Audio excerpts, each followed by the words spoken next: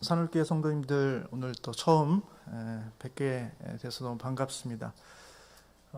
이번 청빙 과정에서 처음에는 이렇게 두 분 뵈면서 이제 조금 적응하게 해주시고, 그다음에 나중에는 한 10분 정도 이렇게 또 뵈면서 적응을 하게 해주시고, 오늘은 또 이렇게 전체 성도님들은 아니시겠지만 또 많은 분들을 뵙게 하면서 이렇게 조금씩 적응할 수 있도록 해주신 거 너무 감사합니다.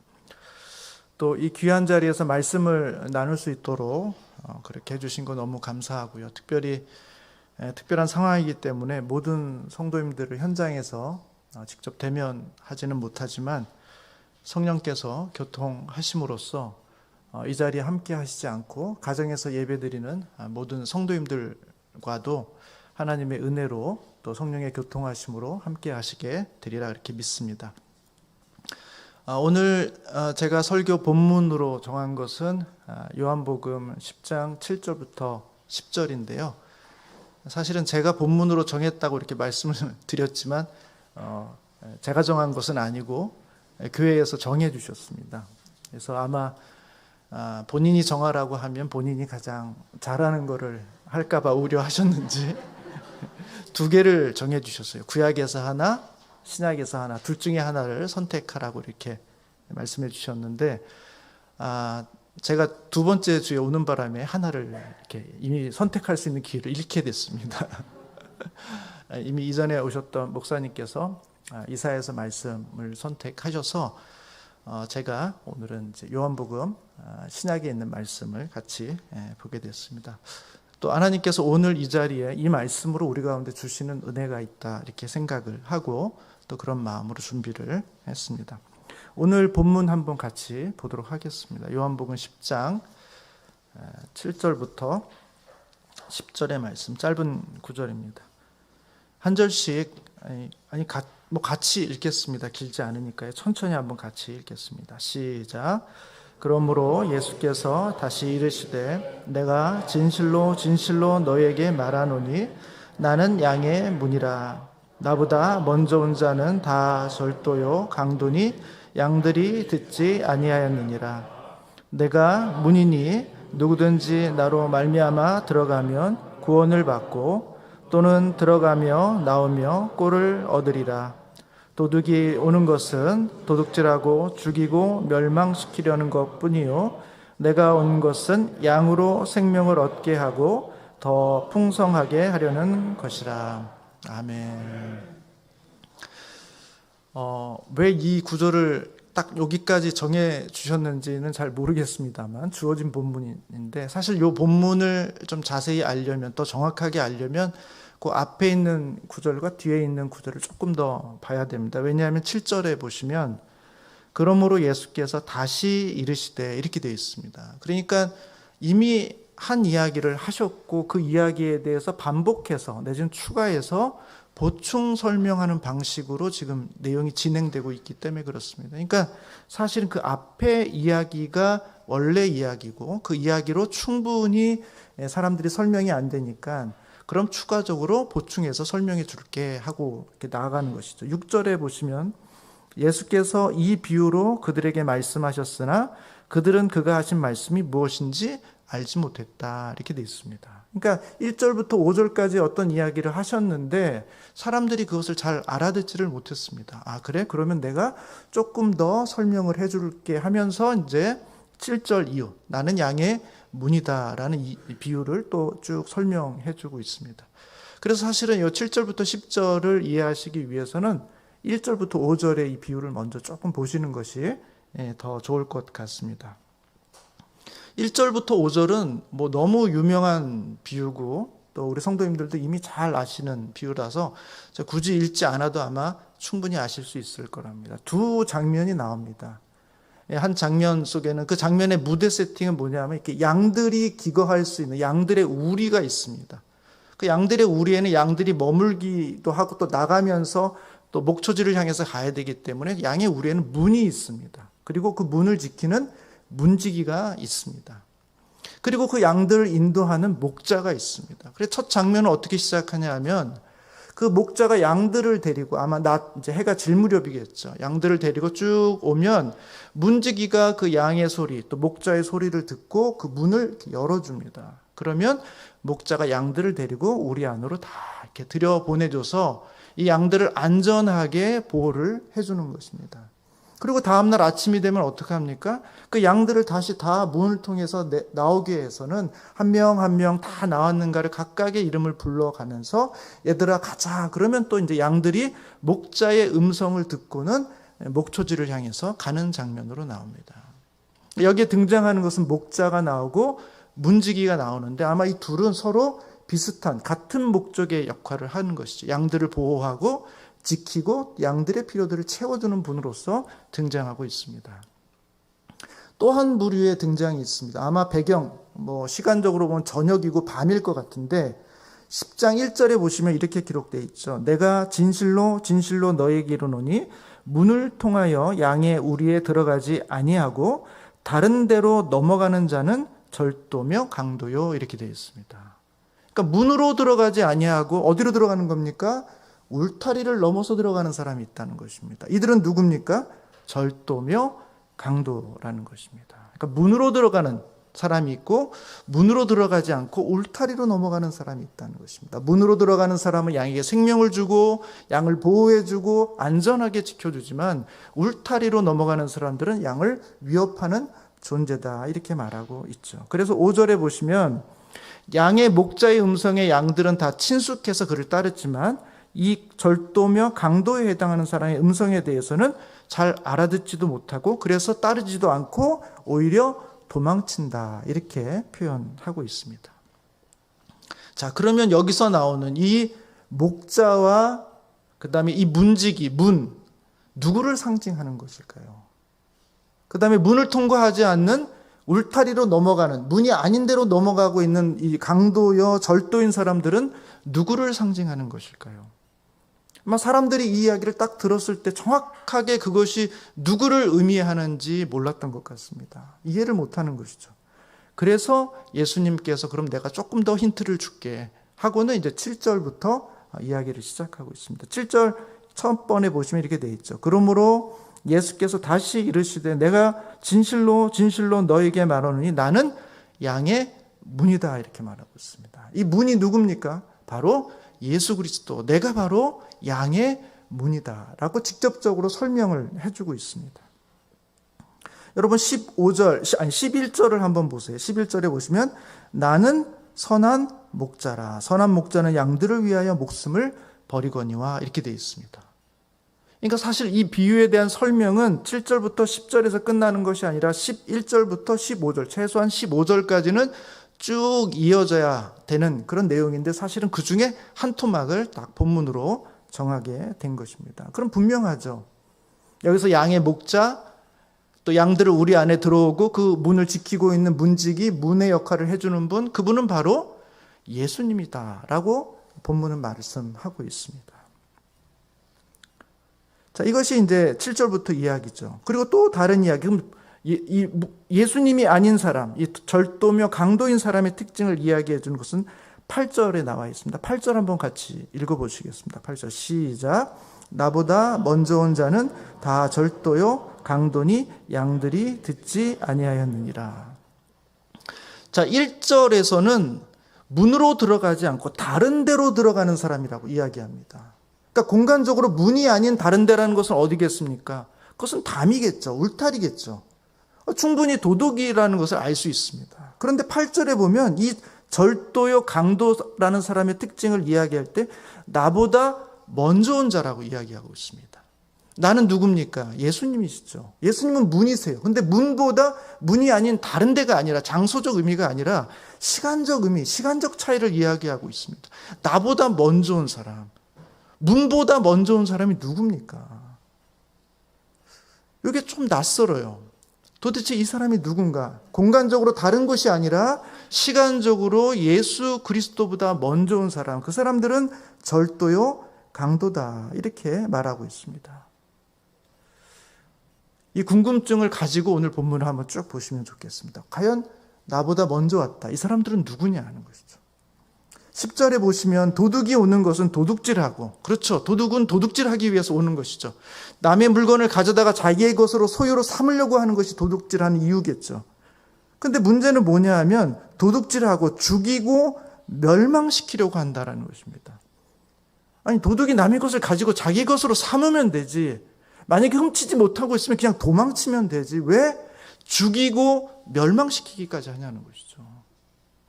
그러니까 단순한 도둑은 아니라는 것입니다. 그저 양을 훔쳐가는 사람 정도가 아니라 오히려 그것으로 인해서 양들을 죽게 하기도 하고 양들을 멸망시키기도 하는 그런 일반적인 도둑과는 차이가 있는 사람이다라는 것을 본문은 설명해 주고 있는 것입니다. 과연 이들은 누구인가 하는 것입니다. 양의 목자, 양의 문, 누군지 알겠어요. 예수님이세요. 그런데 그 예수님보다 먼저 온 사람, 그래서 강도요 절도라고 말하는 사람, 양들을 훔쳐가는 것뿐만 아니라 양들을 죽이고 멸망시키는 사람, 과연 이 사람은 누구인가 하는 것입니다.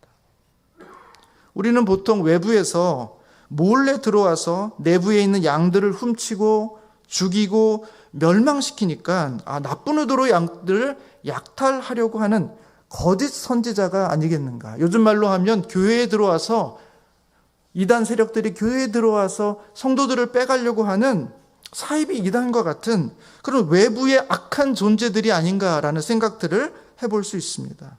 그래서 우리는 외부인의 출입을 더욱더 삼가하게 되고 경계를 더욱더 강화하는 쪽으로 우리의 방향을 정하기도 합니다. 과연 이들이 그런 사람들인가 하는 것입니다. 그러나 예수님의 비유를 조금 더 예수님의 비유가 되는 배경을 조금만 더 이해하게 되면 바로 예수님보다 먼저 온 자, 단순히 양을 훔치는 것뿐만 아니라 죽이고 멸망시키려고 하는 사람들의 정체가 누구인지 조금 더 선명하게 다가옵니다. 저희가 10장을 봤는데 10장 처음에 비유를 봤는데 이 비유가 나오게 되는 배경의 사건이 있습니다. 그것은 바로 9장입니다. 여러분 9장 한번 보시죠. 9장 1절부터 7절까지 말씀인데 제가 한번 읽어드리겠습니다. 이게 맹인이 눈을 뜨게 되는 이야기인데요. 예수께서 길을 가실 때 날때부터 맹인된 사람을 보신지라. 제자들이 물어 이르되 라삐여, 이 사람이 맹인으로 난 것이 누구의 죄로 인함이니이까? 자기니이까 그의 부모니이까? 예수께서 대답하시되 이 사람이나 그 부모의 죄로 인한 것이 아니라 그에게서 하나님이 하시는 일을 나타내고자 하심이라. 때가 아직 낮음에 나를 보내신 이의 일을 우리가 하여야 하리라. 밤이 오리니 그때는 아무도 일할 수 없느니라. 내가 세상에 있는 동안에는 세상의 빛이로라. 이 말씀을 하시고 땅에 침을 뱉어 진흙을 이겨 그의 눈에 바르시고 이르시되 실로암 못에 가서 씻으라 하시니, 실로암은 번역하면 보냄을 받았다는 뜻이라. 이에 가서 씻고 밝은 눈으로 왔더라. 이렇게 기록되어 있습니다. 맹인을 고친 이야기입니다. 여러분 7절 후반부부터 9절 마지막 7절부터 9장의 마지막 부분까지는 이 맹인을 고친 사건의 이후 여파, 바리새인들과의 논쟁과 갈등과 이런 이야기로 쭉 이어지고 있습니다. 그러니까 이 10장의 비유가 나오기 위해서는 이 9장에 있던 이 사건이 결정적인 이유가 되었다는 것이죠. 여러분, 이 맹인이 가지고 있는 인생의 큰 짐 두 가지가 있었습니다. 그것이 뭔지 아십니까? 첫 번째는 다 알듯이 앞을 볼 수 없었다는 것입니다.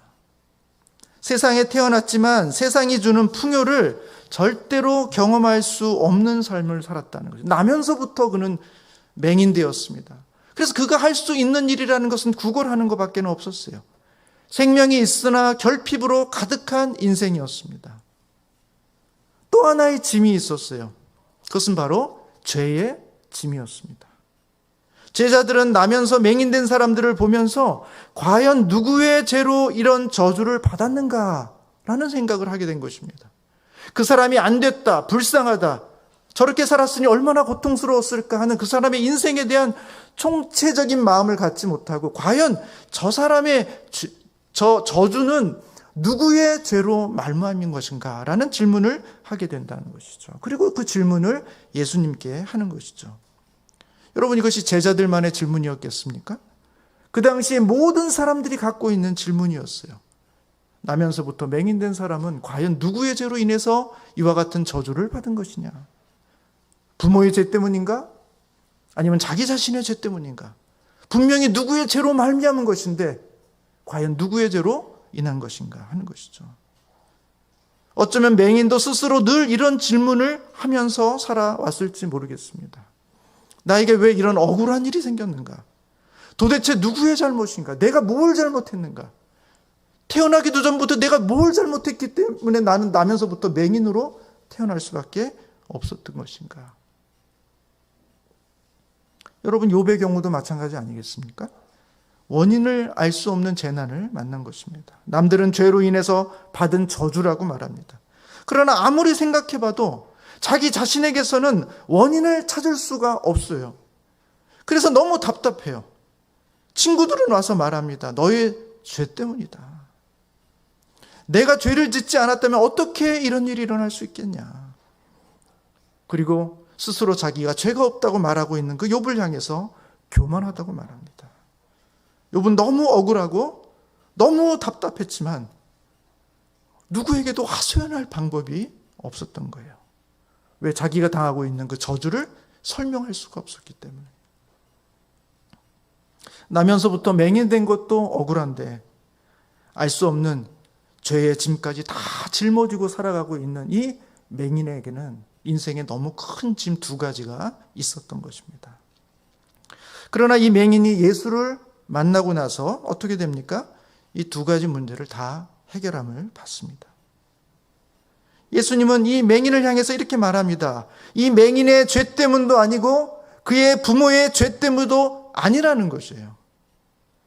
모든 사람이 분명히 죄 때문인데, 그래서 그 죄의 짐을 벗어날 수가 없는데 예수님은 이 사람의 죄도 아니고 그 부모의 죄도 아니라고 말씀하고 있는 거예요. 오히려 하나님이 하시는 일을 나타내고자 하십니다. 이렇게 말씀하고 있어요. 너의 죄 때문이 아니라는 거예요. 죄로부터 그를 자유하게 해주는 것입니다. 죄의 짐으로부터 그를 풀어주는 거예요. 나로 말미암아서 이런 재앙이 있어서, 나로 말미암아서 이런 어려움이 있었어. 모든 죄책감을 갖고 살아가고 있는 이 맹인을 향해서 주님은 너의 죄도 너의 부모의 죄도 아니다. 오히려 하나님이 하시는 일을 너를 통해서 나타나게 하시려고 하신다 하고 주님은 말씀해 주고 있는 것이죠. 더불어 눈을 뜨게 해주시고 밝은 눈으로 세상을 볼 수 있게 해주셨습니다. 예수님은 영적으로 죄 아래 신음하고 있고 또 빈궁한 인생을 살아가고 영적인 자유와 더불어 인생의 풍요를 살아가고 있는 사람들에게 인생의 풍요와 영적인 자유를 선물로 주셨던 것입니다. 주님은 말씀하고 있죠. 내가 온 것은 생명을 얻게 하고 더 풍성히 얻게 하려는 것이다. 주님이 오신 목적은 분명해요. 인생의 결핍으로 가득한 삶, 죄의 짐으로 가득한 삶, 그들에게 생명을 주고 더 풍성하게 하기 위해서 우리 주님은 오셨다고 말씀하고 있는 것입니다. 사랑하는 성도 여러분, 예수님께서 우리에게 이와 같은 복이 되시기를 주님의 이름으로 축원합니다. 예수님을 통해서 들어가면 우리는 구원을 받습니다. 우리는 보호를 받습니다. 하나님이 우리에게 생명을 주시는 것입니다. 그리고 들어가며 나가며 꼴을 얻게 되는 거예요. 양식을 얻게 되는 거예요. 우리 인생에 필요한 모든 것들을 주님께서 공급해 주시는 것입니다. 내가 온 것은 양으로 생명을 얻게 하고 더 풍성히 얻게 하려고 왔다라고 말씀하시는 것이죠. 날마다 예수님을 통해서 들어가시면서 나가시면서 생명과 꼴을 얻으시는 우리 성도님들이 되시기를 주님의 이름으로 축복합니다. 반면에 맹인이 눈을 뜨고 자유함과 풍요를 얻게 된 것에 문제를 제기한 사람이 있어요. 그들이 바로 바리새인들입니다. 여러분 9장 13절을 한번 보겠습니다. 그들이 전에 맹인이었던 사람을 데리고 바리새인들에게 갔더라. 예수께서 진흙을 이겨 눈을 뜨게 하신 날은 안식일이라. 그러므로 바리새인들도 그가 어떻게 보게 되었는지를 물으니 이르되 그 사람이 진흙을 내 눈에 바르고 내가 씻고 보나이다 하니 바리새인 중에 어떤 사람은 말하되 이 사람이 안식일을 지키지 아니하니 이렇게 말하고 있습니다. 여러분, 바리새인들은 나면서부터 맹인된 사람이 기적적으로 눈을 뜨게 됐어요. 그리고 세상을 보게 되었어요. 그 소식을 듣고 직접 그 현장을 목격하고 있어요. 그런데 이 사람이 본 건 뭐예요? 그 기쁨의 현장, 생명의 현장, 풍요의 현장 속에서 그가 본 건 뭡니까? 아, 안식일 율법을 어겼구나라는 거예요.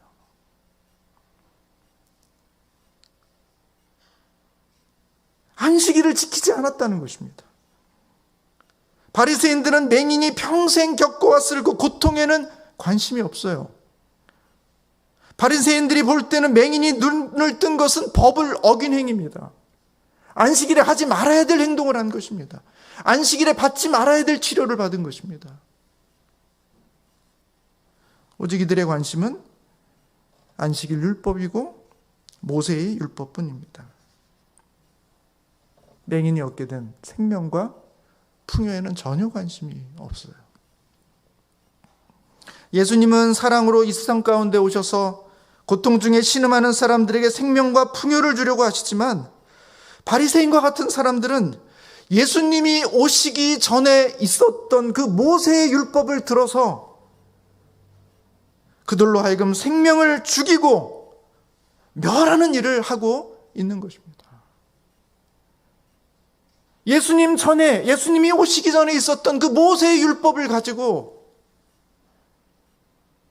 그 양들을 죽이고 멸하는 일을 하고 있었던 것입니다. 10장 8절에 보면 나보다 먼저 온 자는 다 절도요 강도다 라고 말하고 있는 것이죠. 예수님의 사랑은 알지 못한 채 모세의 율법을 가지고만 판단하려고 했던 사람들은 모두 절도요 강도임을 예수님을 지적하고 있는 것입니다. 이들이 하는 일이라는 것은 무엇입니까? 하나님의 사랑 안에 들어온 성도들을 다시 율법으로 돌아가게 만드는 것입니다. 양들을 훔쳐내는 것이죠. 복음 안에서 자유하게 된 자들로 하여금 정죄하고 판단하고 죽이고 멸하는 것입니다.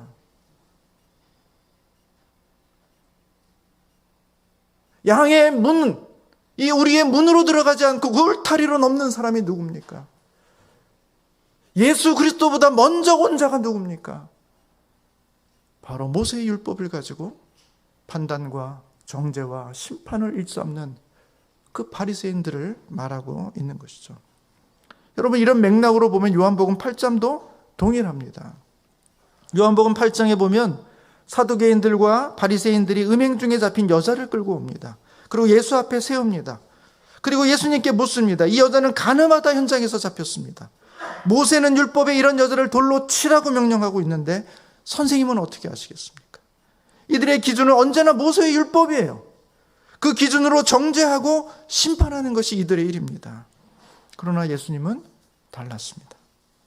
너희 중에 죄 없는 자가 먼저 돌로 치라 하는 것입니다.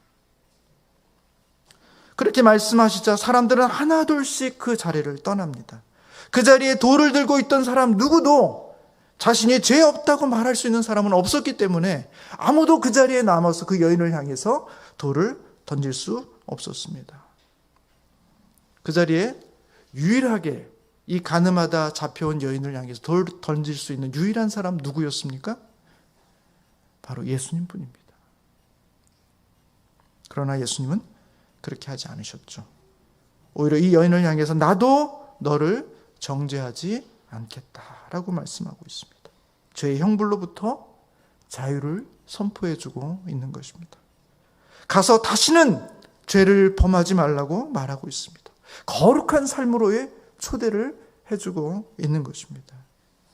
여러분, 이것이 예수 그리스도와 바리새인들의 차이인 것입니다. 예수가 가는 곳에는 생명이 있고 자유가 있고 풍요가 있습니다. 그러나 바리새인들이 가는 곳에는 정죄가 있고 판단이 있고 심판이 있을 뿐인 것입니다.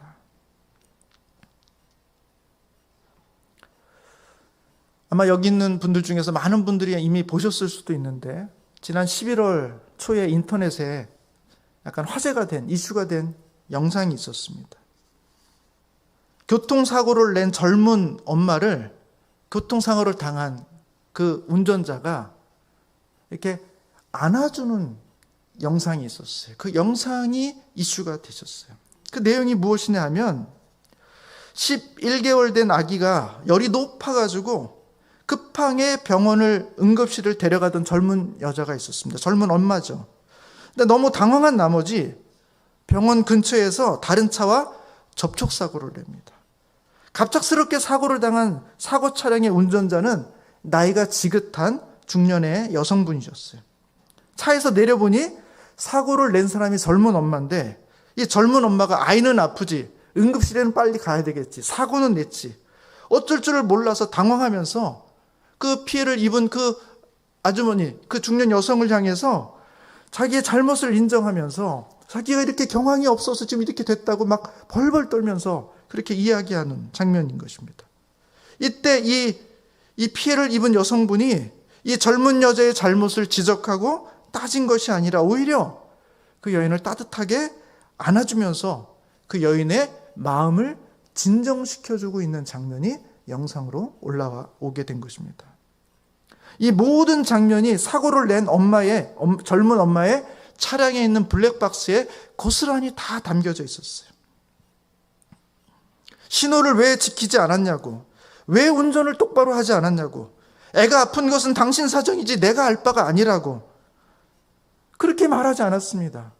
그렇게 안절부절하고 있는 그 젊은 엄마를, 그래서 너무 안 됐고 너무 감당이 안 됐지. 지금 정신을 바짝 차리고 아이를 병원에 데려가서 치료를 받게 해야 되는데 너무 당황하고 있는 그 젊은 엄마를 안쓰럽게 본 이 여인이 그 여인을 안아주면서 진정하라고, 정신 차리라고, 아기를 데리고 병원에 가야 된다고 그렇게 위로의 말을 건네준 것입니다.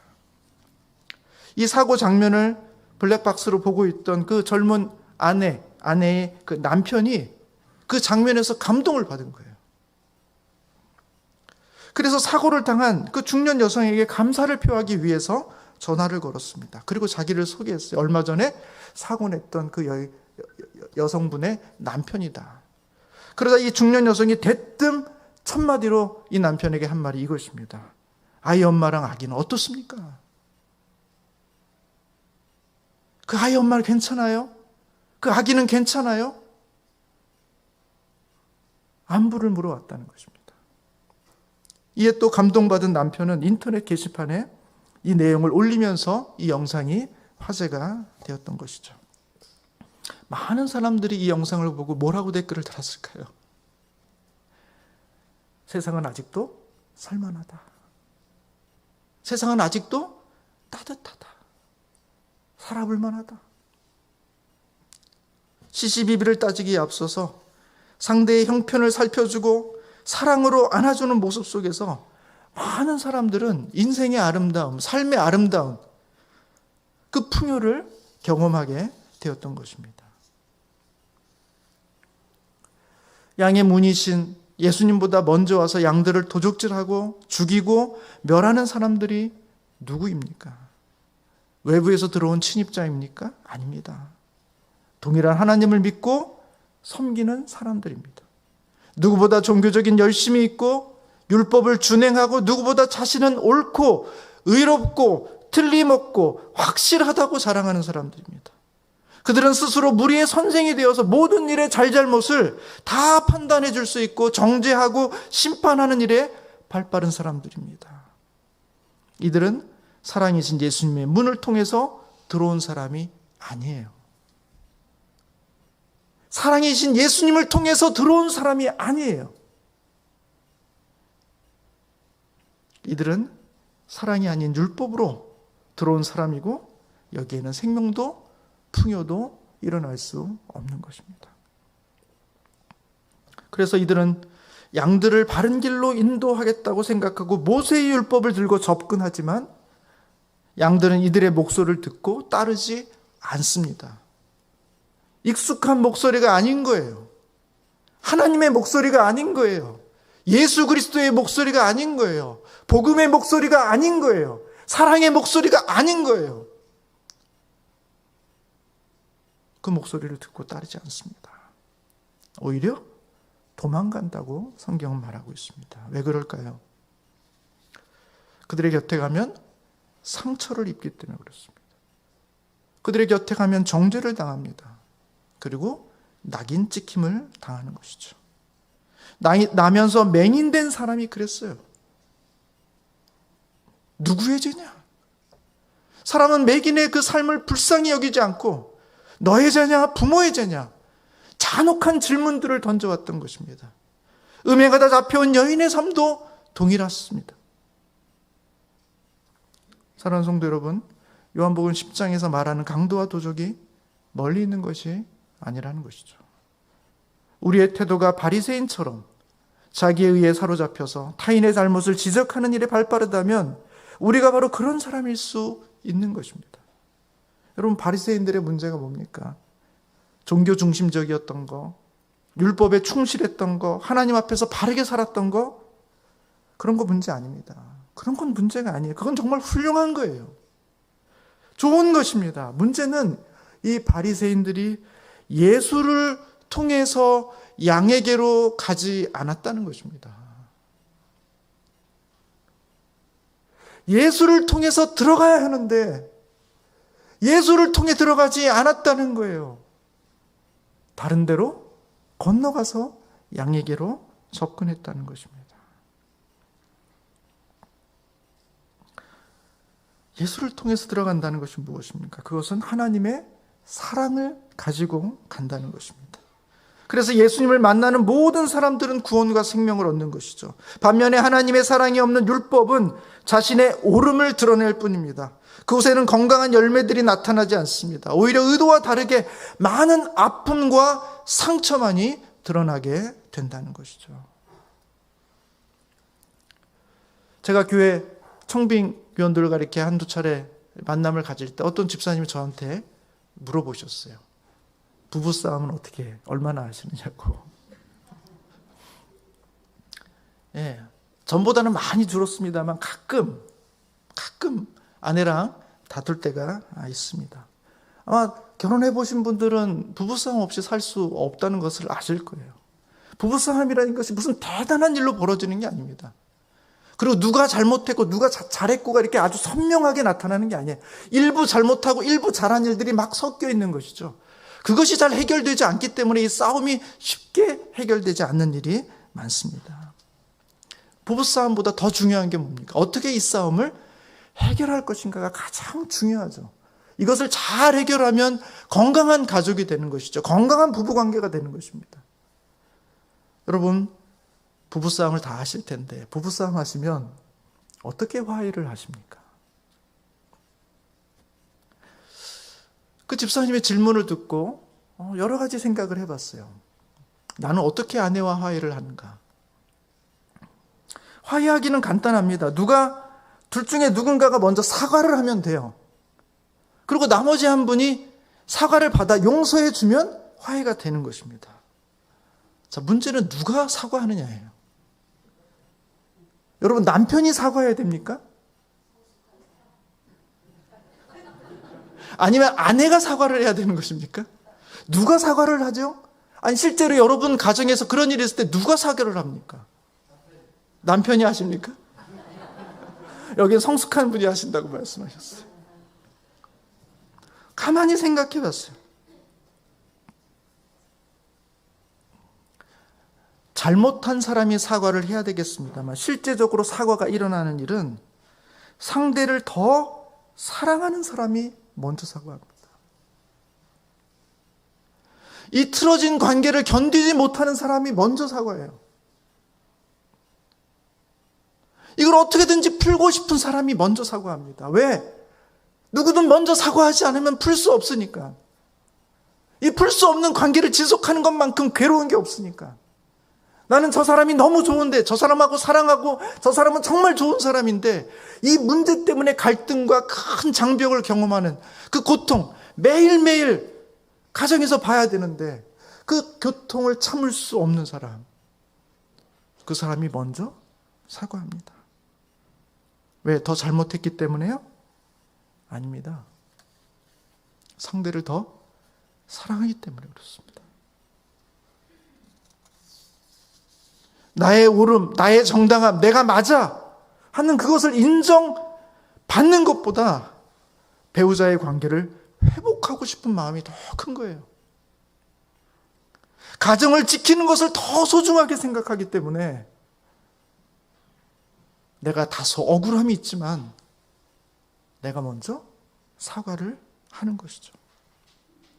그리고 그때 비로소 이 갈등은 해결의 실마리를 찾아가게 되는 것입니다. 여러분, 옳고 그름을 정확하게 판단하는 것으로 결혼 관계가 유지되지 않습니다. 옳고 그름을 정확하게 판단해내는 것으로 결혼 관계가 유지되는 게 아니라는 것이죠. 사랑하는 자의 그 억울한 희생이 없이는 결혼도, 가정도, 교회도 유지될 수가 없는 거예요. 나만 옳고 나만 맞다고 생각하는 사람의 주변에 사람이 머물지 않습니다. 그의 음성이 들리면 사람들은 멀어집니다. 도망칩니다. 그러나 상대의 연약함과 부족함을 사랑으로 품고 안아주는 사람이 주변에 나타나면 언제나 그 사람 주변에 있는 사람들이 머물게 됩니다. 왜 그렇습니까? 그와 함께 할 때 거기에 생명이 있고 거기에 풍요가 있기 때문인 것이죠.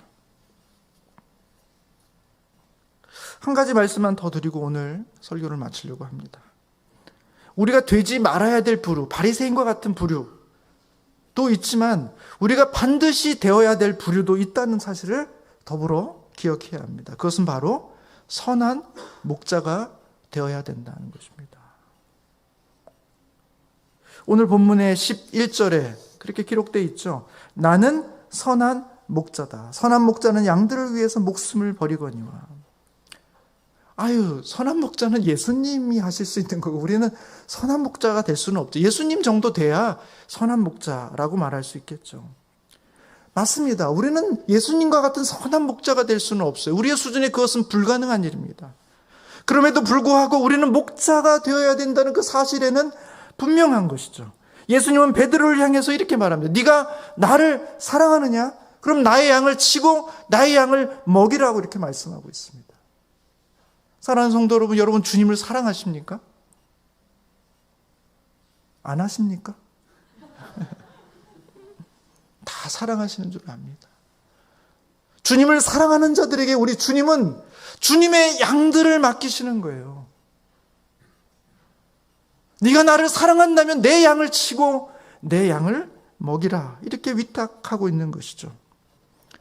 그런 면에서 우리는 다 어느 정도 수준의 차이는 있을지 모르지만 목자가 되어야 된다는 것입니다.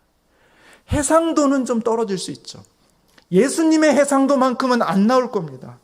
조금은 저 해상도로, 낮은 수준의 해상도로 우리는 목자가 될 수 있는 거예요. 조금은 부족하지만 그래도 주님 앞에 그 모습을 닮아가면서 선한 목자의 모조품 정도라도 되려고 우리는 노력하며 애를 써야 한다는 것입니다. 어떻게 우리는 선한 목자를 흉내낼 수 있습니까? 양들을 위해서 그는 목숨을 버린다. 이렇게 말하고 있습니다. 제가 목회를 생각하면서 제 마음속에 주시는 주님의 도전이 바로 이것입니다. 너 양을 위해서 죽을 수 있겠니? 너 양들을 죽도록 사랑할 수 있겠니? 주님께서 기도할 때마다, 목회를 생각하면서 기도할 때마다 이와 같은 도전을 저에게 주실 때가 있죠. 너 양들을 위해서 죽을 수 있겠어? 너 양들을 죽도록 사랑할 수 있겠어? 그러면 저는 조심스럽게 주저주저 하면서 이렇게 답변을 드릴 수 있습니다. 주님, 제가 당장은 못해도 죽는 신용은 해보겠습니다. 날마다 죽는 연습은 해보겠습니다. 그러다 어느 날 정말 사랑 때문에 죽을 수도 있겠구나 하는 마음이 들 때까지 매일매일 예수를 통해서 들어가는 사랑의 사람이 되겠습니다 라는 고백을 하게 된다는 것입니다. 사랑하는 성도 여러분, 동일한 고백을 우리가 하나님 앞에 올려드려야 되지 않겠냐 하는 것입니다. 날마다 예수를 통해서 들어가시는 사람들이 되시기를 주님의 이름으로 축복합니다. 날마다 예수의 옷을 입고 사랑 가운데로 나아가시는 성도님들이 되시기를 주님의 이름으로 축원합니다. 자신을 죽음을 이르게 하는, 자신의 죽음을 통해서라도 주님이 피 흘려 사신 성도를 소중히 여기고 그리스도의 몸된 교회를 건강하게 세워가시는 우리 산울교회 성도님들이 되시기를 주님의 이름으로 축원합니다. 기도하겠습니다.